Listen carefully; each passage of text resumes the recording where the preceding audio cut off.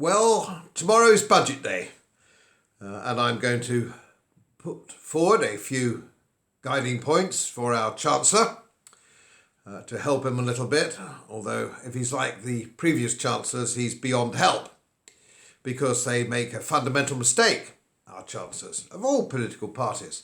Instead of taking their role model as a hard-bitten Yorkshire housewife who knows how to balance a budget, they take as their role model a bimbo married to a professional footballer who's given her a credit card and carte blanche to do as she chooses, which is the sort of chancellors that we've had now certainly for over 30 years, because it's over 30 years since we've had a balanced budget.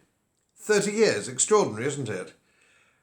We have this modern monetary theory that gives people the idea that governments can spend more money than they bring in on a yearly basis, 30 years in this case, without coming to any grief. But of course, if we did that, or if our companies did that, our families did that, we'd come to grief pretty quickly.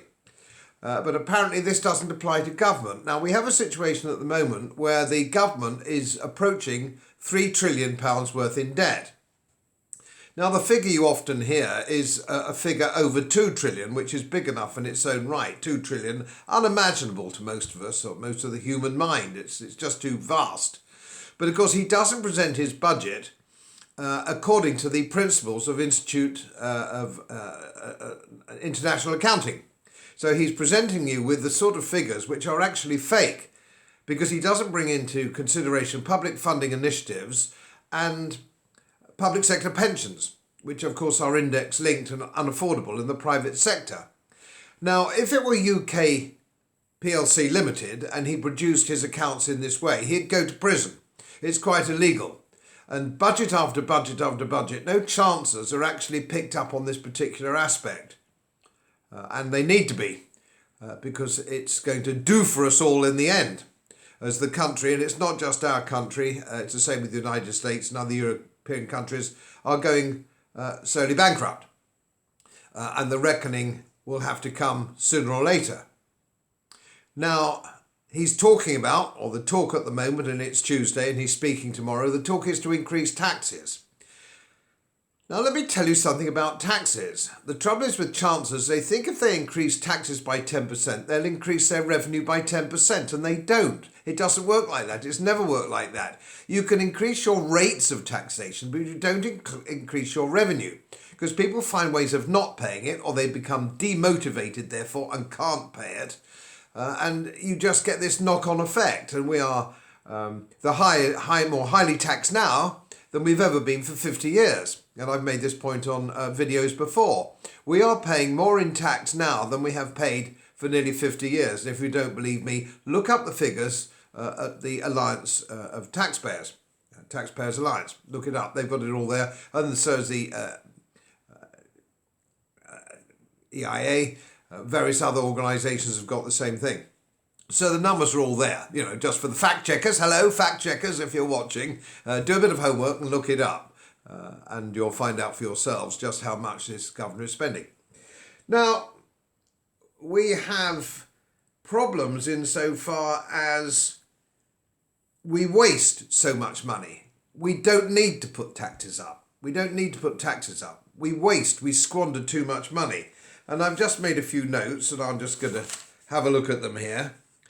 We spend, and I've made the point before, but it's worth making again as we're just coming up to the budget. We spend over £200 billion a year on quangos. There's over 1,000 quangos. We could get rid of most of those at the stroke of a pen. They're only freebie-weebies for people who've done political favours to past politicians and prime ministers. We could get rid of those. We know that National Health Service procurement and their bloated administration takes a huge slice of the £120 billion a year budget. We could cut the NHS budget by billions and billions without sacking any nurses or doctors or radiographers or so on and so forth. We could do that, and I've made the point before. But the money goes on being pumped into the NHS without any feedback on procurement and these things which cost too much money.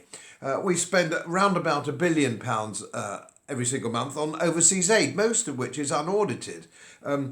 We can't afford to do that because all we're doing is borrowing that money from our children. We could actually start divesting ourselves of some assets, if you might call them assets, that the government really doesn't need in a modern society. We could sell the BBC and Channel 4. We could sell those. We could raise some money, couldn't we, by selling those? We don't need them. Nobody wants them. Everybody's fed up with paying for them. Let's get shot of those. We have aircraft carriers swatting around the South China Sea, unbelievably expensive pieces of equipment, and yet the invasion's coming at Dover. So we need our naval resources, which could be much cheaper, mobilised for the English Channel. That's where we need them. And that would cut down the huge expense of illegal immigration, which is getting worse and worse and worse, and nobody seems to be doing anything about it. We cannot afford index-linked pensions in the public sector. It's unaffordable, which is why they've disappeared from the private sector. We just can't afford it. It's costing maybe £400-500 billion a year, and it's not even on the, as I say, it's not even on the balance sheet. We need a salary cap for senior civil servants. Civil servants made their decision at university to go into the civil service. That's not to follow money or chase money or the big bucks. They decide to join the civil service and they get their OBEs and their CBEs and their knighthoods for turning up 9 till 5 and doing their job. They don't need these monster salaries, which in turn make for monster pensions. We don't need high-speed rail, HSR2. It's 100 billion going on that, so Brummie businessmen get home early for a gin and tonic. It just doesn't make any sense as we squander money.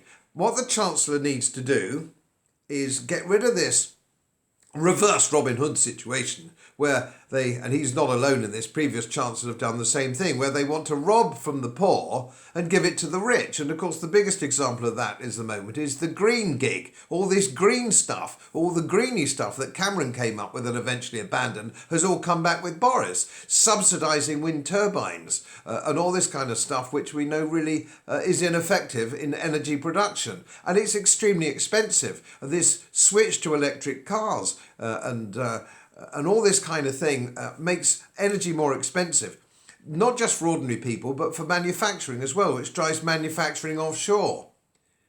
There are too many civil servants and too many people in the public sector. The wealth-creating sector is groaning under the weight of these people.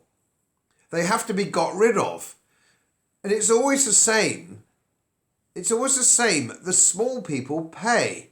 Your butcher, your baker, your cab driver, your hairdresser are being squeezed more and more and more, while the fat cats at the town hall and in Whitehall just seem to earn more and more money and do better and better and better.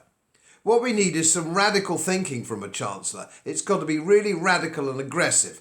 So we need to slash spending, slash taxes and slash regulation, and that will get us out of this mess. And believe me, if you don't think we're in a mess, we are deeply in a mess.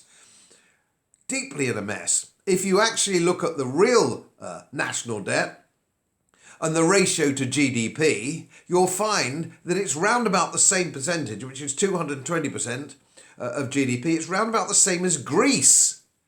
The situation's dire. Platitudes won't work. Increasing tax won't work. We need really serious grassroots radical reform. So take a tip from me, Chancellor, before, I'm afraid, things get even worse than they already are.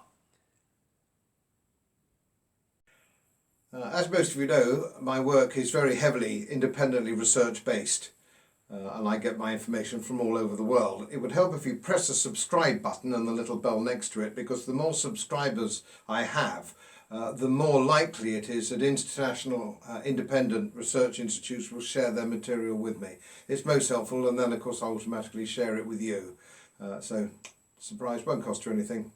Thank you very much.